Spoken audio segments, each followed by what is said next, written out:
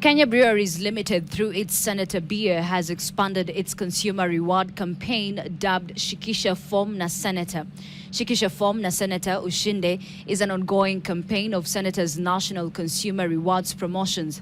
The beer maker is hoping to uplift lives of loyal Senator customers and their communities on the back of an increased economic activity, even as the country readies for the next election.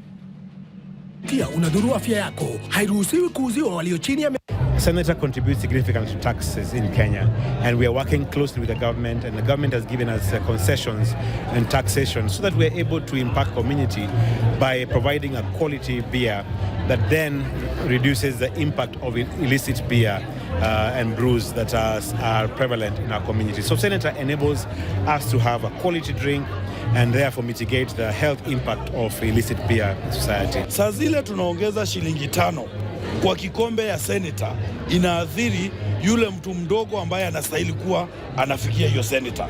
Na shida yetu sana kama Kenya Breweries si ati inaathiri mauzo, lakini shida yetu kama Kenya Breweries ni saa zile bei kiongezwa ya pombe inafanya watu washindwe kununua pombe ambao imelipiwa kodi, pombe ambayo imetengenezwa vizuri, wanaenda kukunywa chang'aa, na hivyo ndivyo